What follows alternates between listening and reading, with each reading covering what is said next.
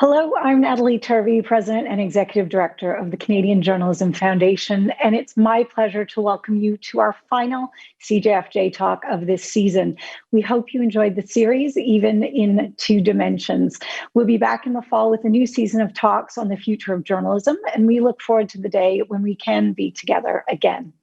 These important conversations are made possible thanks to the generosity of our exclusive J-Talk series sponsor, TD Bank Group, and our thanks also to our in-kind supporter, Cision. During these complex times, the news industry needs like-minded support more than ever. If you'd like to support the work of the CJF, you can make a donation now by following the link below, or you can find out more at any time on the CJF website. And if you'd like to tweet about today's conversation, our hashtag is JTalksLive. Before we break for the season, we do have two upcoming special events. On June 9th, we hope you'll join us for the annual CJF Awards, celebrating journalism's champions of truth with our hosts Eric McCormack and Janella Massa.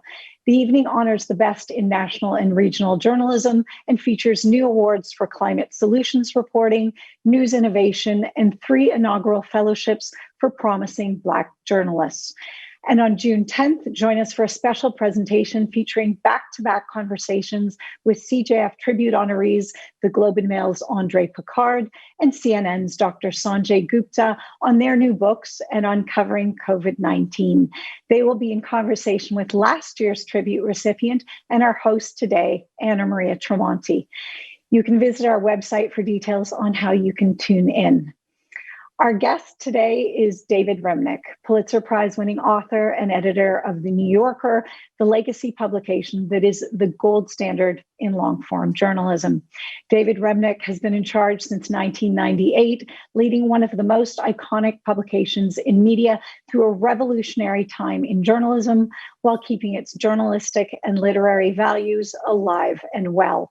We're honored to have him with us to share his thoughts on the magazine's magic formula and hear his views on where journalism is heading. It is my great pleasure to welcome Anna Maria Tremonti in conversation with David Remnick. Hello, David. So great to have you with us. Thank you, Natalie. David, I think I speak for a lot of us when I say the real attraction of the New Yorker is the long form journalism, but not solely the long form, but the longevity of the long form. The fact that we can get it the minute we get it, either on our phones or computers or in our mailbox, or whether 18 months later and we're in someone's guest room, remember those? And we're reading it and it's still relevant and it's telling us something that we didn't know we wanted to know. So I want to start there. Help us understand the process that allows you to do that on such a consistent basis. Well, first of all, thank you for having me. I'm delighted to be, if we can say here, I'm delighted to be here and among my colleagues in Canada. Look, I think that Harold Ross, who started the magazine with the help of some other people 96 years ago, had a kind of crazy idea. You know, newspapers in those days were duller than they are now. They were much more, they were just drier in their approach. If you were to read a copy of the New York Times in 1925, it had all the prose lift of a shipping report or a grocery list. It was very, very dry. And I think those original editors saw an opportunity to have more than length, voice in journalism. People, point of view, the kind of detail that you're more used to seeing in fiction than in nonfiction and all the rest. Length came with time. In the earliest New Yorkers profiles, you'll be surprised to know, and maybe you'll be nostalgic for it, were just a couple of pages long. Length developed over time, and I somehow hear all the time about the New Yorker. Well, I love those long articles and long, and then they mount up on my coffee table, and there's no question that we do publish pieces of great depth and detail, but I do hope that in each issue and each day that we also provide things that are maybe shorter, and maybe in the end, possibly even a little bit more disposable. So that when you confront an issue of the New Yorker, digitally or in print, that there's some sense of variety.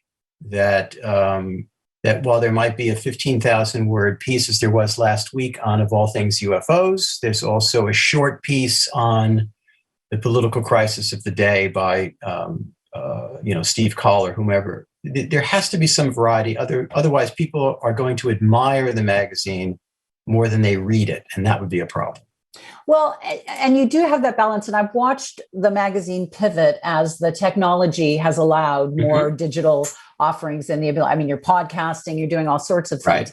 Right. So I'm curious about the process that makes you say, we're going to, and I have also seen you, obviously, you do the big stories on things that are happening right away. Look at the murder of George Floyd, look at the Donald Trump things. But what makes you say, that one, I will wait 6 months for that one, and that one, I need it yesterday? Yeah, well, part of it is about the obsession of writers. The New Yorker is I'm the editor, and I have colleagues who are editors, but unlike some other publications, the editor is there to discover what the obsession of an individual writer is, so that he or she can follow that obsession to its proper end. And whether that means something that's a kind of standard investigative piece like Jane Mayer on campaign finance or Ronan Farrow on Me Too, or it's something a bit more unusual and unexpected, that hardly matters. I don't want to be a fake New York Times. It's the job of the New York Times or the LA Times or the Washington Post or Globe and Mail or whatever it might be, to be themselves. It's the job of the New Yorker to fulfill its mission and its values to their proper end. And so that means being funny. It means giving writers the leeway to have voice and even opinion. The rules of the game are different. We're committed to accuracy in an extreme way, almost a fanatical way. But we're also committed to freedom. We're committed to creativity, not only in the fiction we publish, but in the nonfiction that we publish, all within the bounds of fact.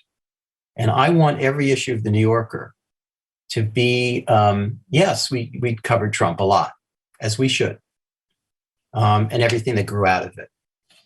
We can discuss that. But I also want you to be surprised. I want you to pick up a magazine and say, I just wouldn't have imagined that this week I'd be reading about X, Y, or Z. That's part of the formula. That's part of the values of the place. And from what I'm understanding from you is when you say that it's the job of the editor to discover the obsession of your writers, that they are also surprising you. So sometimes their obsession may not be something that you thought you wanted. All the time. I think that's absolutely true. We have things that resemble standard editorial practice at publications that I'm sure everybody here has participated in one way or another. Ideas meetings, scheduling meetings, all these fairly conventional things. But at the end of the day, the good stuff comes from writers saying, I'm obsessed with this person, this situation, this geography, this problem. And for an editor, having the good sense to say yes, because editors are not traveling in the same way. They don't read in the same way. They're reading widely.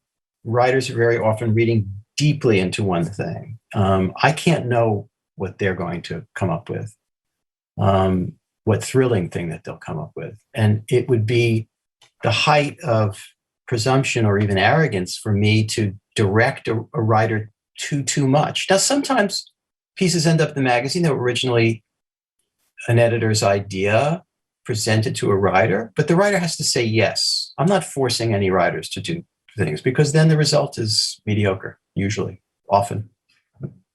Now, when that kind of heavy hand would in the end up calcifying the publication? I think in our case, yes.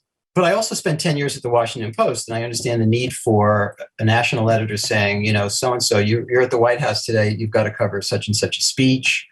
We need a news analysis on U.S.-Canada relations, or whatever it might be. There's that need too. I don't underestimate it, but we just, we're on Earth to do a slightly different thing, or a completely different thing. So talk to me a little bit about how you're processing as editor this moment in time, from the racial reckoning across North America, both in our society and in our journalism, to the political whiplash that was unleashed by the presidency of Donald Trump. And I know that's a lot, but that's been what you have been having to think about as well in the shaping of the magazine. Well, I think it's not just for journalists. I think it's as human beings. We are living through a moment of neo-authoritarianism and anti-democratic political impulses that did not begin with Donald Trump. And they don't end with Donald Trump if he in fact is at an end. We're dealing with a global pandemic that may be easing in much of the United States, God willing, and Canada. But now we see its eruption in, one would have thought it would have happened earlier, in India and sub-Saharan Africa. And you can almost predict in highly populated, dense places in Southeast Asia, wherever it might be. And it happened later because those populations tend to be younger, and for other reasons. And you're right, the racial uprising is an extremely serious thing. In fact, my colleague Jelani Cobb and I, is to react to that, have compiled this big anthology called The Matter of Black Lives, which will be out in September, which is writings about race in the New Yorker, beginning with James Baldwin, and before too. But the centerpiece in the beginning is James Baldwin's The Fire Next Time, and a million other issues. And yet I don't want to turn the New Yorker into only that, which is to say, like the higher Time magazine somehow, or Newsweek back in the 50s or 60s. We want to be ourselves. So over time, we have to get to all these problems, whether it's the Middle East today or all kinds of things. There needs to be some sense of variety, but also a sense of responsibility to these immense issues. And look, I'm sitting here at my desk in my apartment. I have a little microphone to the left of the computer where I do the radio hour, the New Yorker radio hour, which you can get on our website or podcast form if it doesn't reach you in terrestrial form. I have meetings like we're talking now endlessly. We've done this New Yorker for the past 14 months or whatever it is, out of apartments. And God willing, that'll come to an end. We'll meet again in an office probably in September. But I'm really, really, really proud of, as I'm sure so many people on this call are, of their own staffs, of our writers, our editors, and everybody, the fact checkers, everybody who works at the New Yorker. It's been a hell on wheels for people. It's been terrible. People have suffered personal tragedies and in myriad ways, and also suffering the great wounds of what we've witnessed politically. It's a lot. It's a lot for the soul to bear. How do you think all of that is changing journalism going forward? Well, I hardly need to tell you that our business is changing radically, and in many ways not for the better. One of my biggest concerns is I live in New York City. And I'm blessed with certainly, if not the greatest newspaper in the world, and one of the very top newspapers in the world. But there are a lot of big cities in this country that don't have that any longer. Either these papers have gone out of business, or they're so reduced by the circumstances that we all know that well, for example, I grew up in New Jersey, across the river from where I'm sitting now. And the Newark Star-Ledger was an awfully, wasn't a perfect paper. It didn't pretend to be the Washington Post or the Wall Street Journal, but as an aggressive local paper, it was quite good. And every mayor of Newark, when I was growing up, went to jail. Went to jail for one form of corruption or another, like 4 of them, I think. 5. I forget what the number is. Now, how did that happen? Well, at least part of that is aggressive local journalism in a sizable place. Newark is not a tiny town. And places like that. And so who's going to send the corrupt judge in Akron, Ohio to jail? Or begin the process of discovering what it means to have a discriminatory housing policy in El Paso.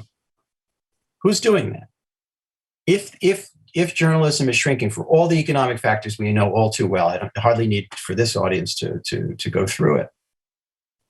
And for all their faults, the old ownerships are drifting away, and the new owners are private equity firms that really want to, use newspapers as a way to get some quick profit and then go away.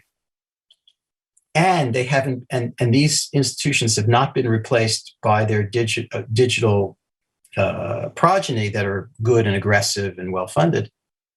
That is a difficulty for American democracy. And I have no doubt that you're experiencing similar things, and that's happening all over the world. And so I think part of democratic decline, imperilment, is not, everything cannot be Donald Trump. Donald Trump exploited these things to his advantage in ways that we can discuss. But I'm quite concerned about the state of the press right now. Not that there aren't wonderful journalists, not that there aren't wonderful institutions, and people working despite all kinds of disadvantages. And I know how lucky I am. I really do. But, luck has run out for a lot of other institutions. It's a really good point, isn't it? I mean, so much of big journalistic pieces that are interesting to people like across a country or a continent or the world start off as a local story. And if you don't have that thread to even follow, how do we even know? And how do we get accountability? I remember reading in the New Yorker a couple of years ago, those stories of corrupt sheriffs who, when people wouldn't pay bail, or they'd get picked up on like parking tickets, and they would take away their homes. They would take away all of their material possessions. Mm-hmm. Yeah. And I had not heard about that in the US until I read it in the New Yorker. Because if it was happening, it's a really hard thing for a local reporter to dive deep in and find out about and actually, lawyer up on too. Huh? It's expensive. To be very blunt about it, to unleash a reporter, a writer, to pay them a decent salary, health insurance, or, and say, you don't have to have this in a week's time, but you can have as long as it takes to get the story. That's expensive. That's expensive. And there are countless stories that require scrutiny. The New Yorker on the website, Charles Bethea, had a piece a few months ago about the last environmental reporter at a small newspaper in West Virginia, coal country. He lost his job. Who's covering that? Who's covering that? Has social media filled the gap? I doubt it. Social media has its uses and its abuses, but I don't think investigative journalism is something that is can be filled by that in any way that I've seen yet. Who knows?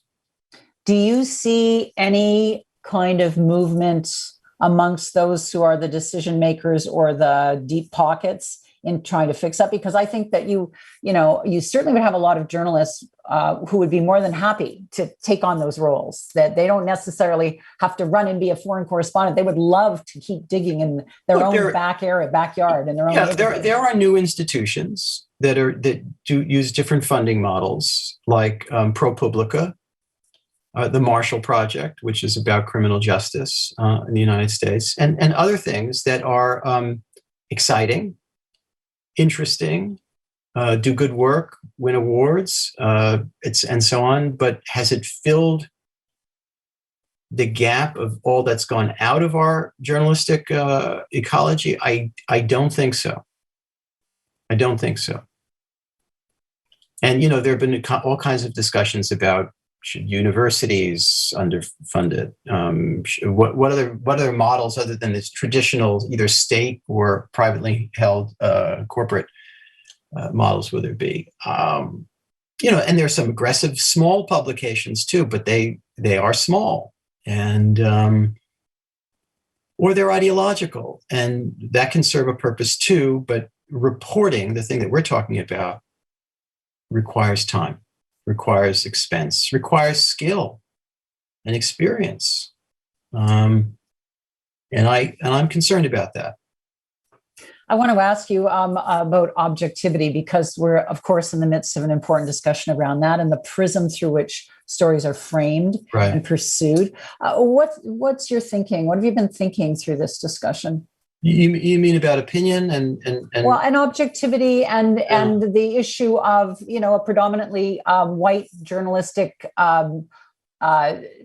workforce ignoring. Well, I think those are.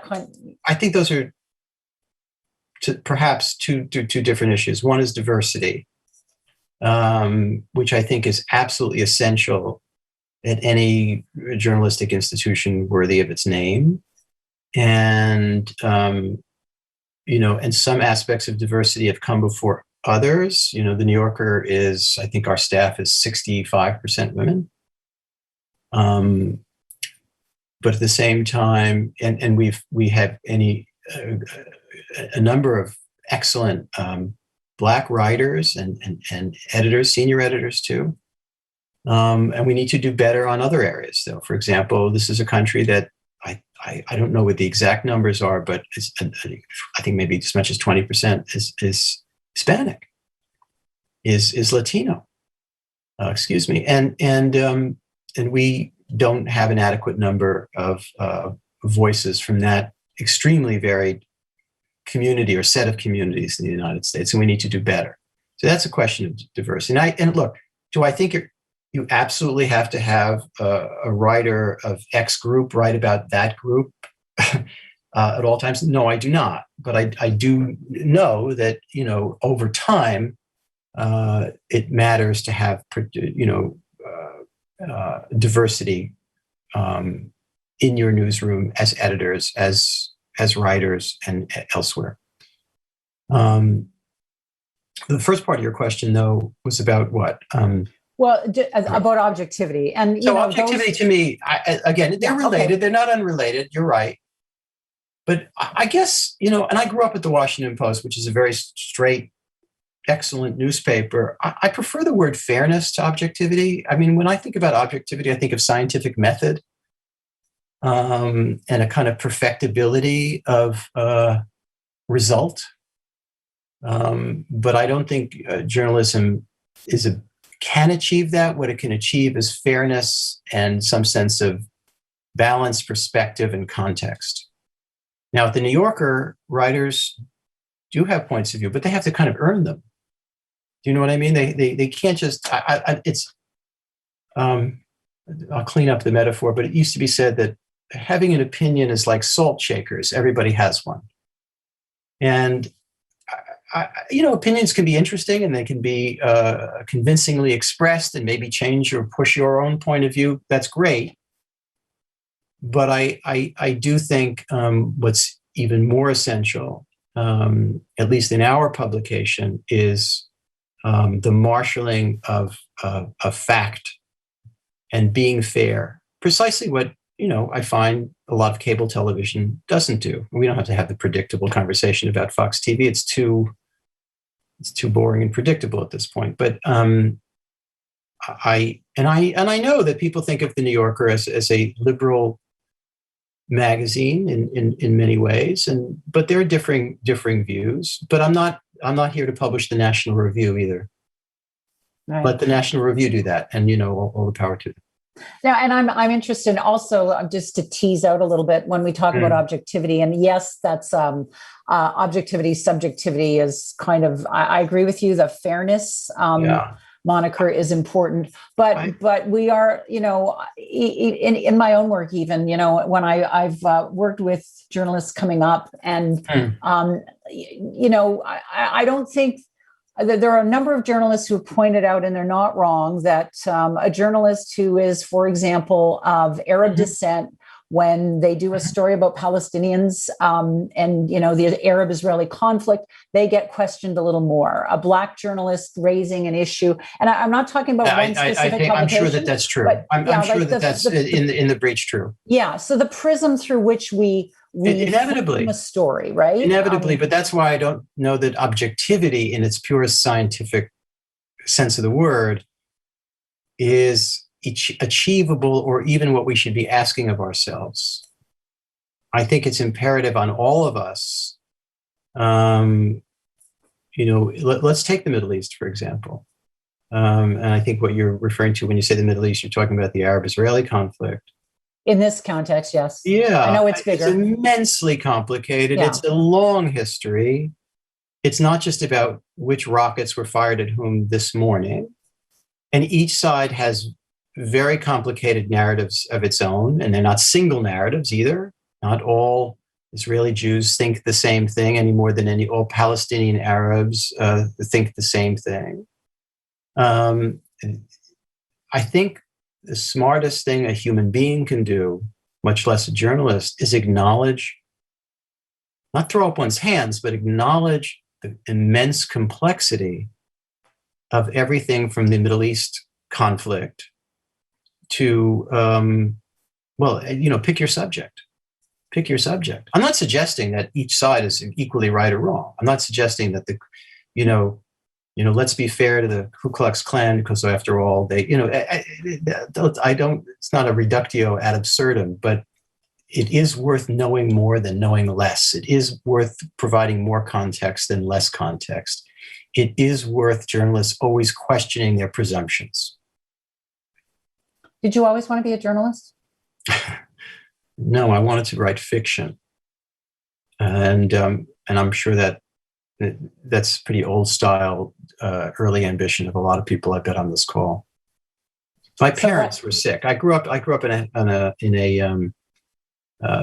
family with eventually two disabled parents, and there was just no way that I had the financial latitude of setting out and being a creative artist, on my own. I didn't have, or I didn't have the confidence to do so. And so, in my own twisted imagination, the compromise was to get into the newspaper game. Who inspired you? To be a journalist. I mean, this wasn't early on, but I mean, like a lot of people who eventually became foreign correspondents, I read Orwell with absolute reverence. His book on the Spanish Civil War, his work on poverty, his essays, the clarity of his prose, and the heterodoxy of his thinking is, to me, heroic. But that came later.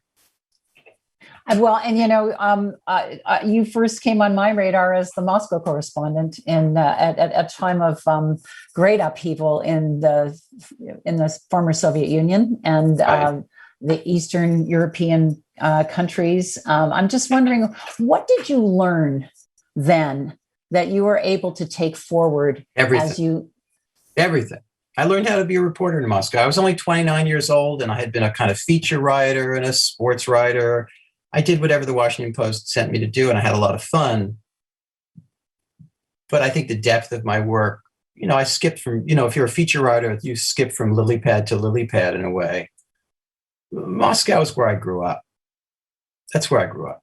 And I was sent there as, the Washington Post had one person in Moscow, kind of the responsible adult who knew how to write about arms control and US-Soviet relations and so on. And they decided they were going to become more expansive and have a second correspondent in a landmass that, covers 10 time zones.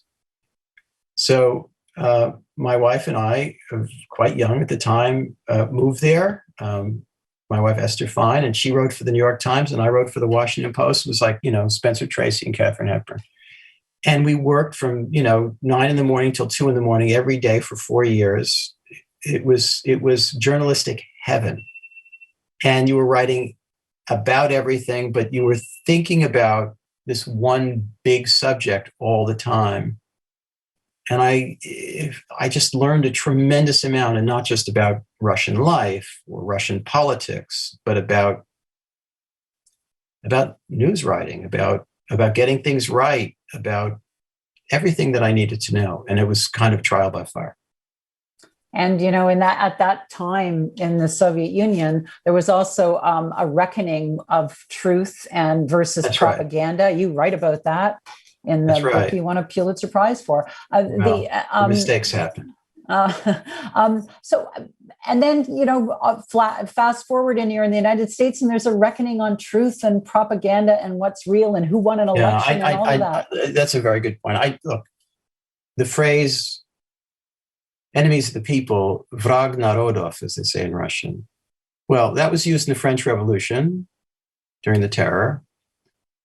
And then it was used by Stalin to identify his enemies.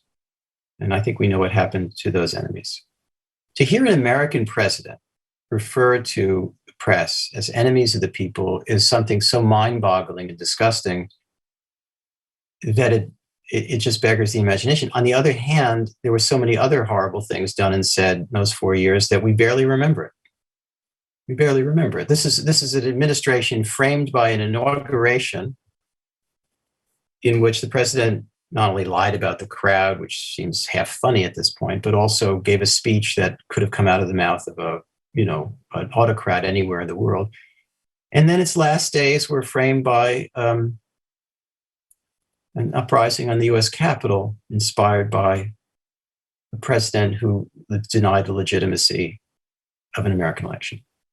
So a lot of water went under the decrepit bridge in those 4 years. And one of those moments was the oft repeated enemies of the people. But the implications of what that was about should not be forgotten, because I don't think it's gone away. I think he was very successful in deepening mistrust of you, of me, of everybody on this call, and it probably extended beyond our national borders, and it infected the rhetoric of many leaders who were not American. You saw it in Brazil, you saw it in Hungary, you saw it. These people were only too glad to have the endorsement of an American president. And its results were horrific. I have questions from the audience that I want to ask you as well. But before I get there, you have made the point, talking about the erosion of politics, that you've reminded people that Donald Trump was always signaling who he really was. And I don't think he was hiding in plain sight. So who's hiding in plain sight now that journalists need to pay attention to, that they need to see those signals? Well, the event of the week in American politics, at least, is Lynn Cheney. Well, I'm no fan of her politics, but that's over here, or to say nothing of Dick Cheney. But when someone is thrown out of the leadership of the party because she refuses to echo the preposterous lie that the president of the United States was not elected legitimately, then that is a very worrying thing. And this is after the Trump administration. This is a party that continues to bow and scrape to not only a neo-authoritarian and a racist, but also someone who is in the business of defying the hand in front of your face. And it's endorsed as a requirement of good standing in the Republican Party. Now, again, my politics aside, this was not always the case in the Republican Party, which used to have a fairly wide ideological spectrum. Again, not be my cup of tea, but who cares? This is a radical and worrying turn in American life. And And it's not going to disappear very easily, if it disappears at all. Which brings us right back to the need for good journalism. And, several people have sent in questions that have made it very clear that they would like to work for you. They aspire to see their work in the New Yorker. That's very kind. What should they be thinking about to get there? What are you looking for in new writers? Wow. Energy, obsession, talent, skill. I don't mean to be dismissive of the question. I'm answering earnestly. And one of the greatest writers we ever had in fiction is Alice Munro. And right now, one of our leading critics, I'm just thinking of Canadians, is Adam Gopnik. So what does Adam Gopnik bring to the table? Damn near everything. An incredible range of obsessions and interests, and even though he's, I'm proud to say, maybe even a year or two older than me, which is really saying something, he is no less enthusiastic and obsessed with his work and its quality than when he was 30. So probably asking too much, but sometimes you're lucky enough to get it. I have a question from Peter German, who wants to know if you ever needed a cartoon to be explained to you before publishing it. Yes. Yes. And I think you've passed a certain age when that happens. It's like popular music, and because everybody's got a frame of reference. Just as old people find themselves rolling their eyes and explaining something about the Beatles to somebody who's 15. The opposite happens, and we ought to have the modesty to know that that's part of life. So sure. I have a question here from Cindy McCammon. You touched on this because of the book you're releasing with Jelani Cobb, but has the current conversation about systemic racism and discrimination made you revisit New Yorker history to see if you need to address anything? And how do you deal with this issue when any larger media organization might feel there is a ticking time bomb in its archives? Well, look, I think that we're all sensible enough, modest enough to know that the way we think about any subject now is likely to not be the way that we think about it before. Whether, there were precious few, even when I got to the New Yorker 25 years ago, there were very, very few Black writers there. So things change. And I think the process of, spending all your time toppling, time bombs in one's archive, it's there. If I look at cartoons from the 30s, there are things that are just sexist or racist, or you just wouldn't publish them now. The real problem is if you're continuing to be blind to this. You do what you can. You hire more diversely. That's an awkward sentence, but you know what I mean. You question yourself. You do better.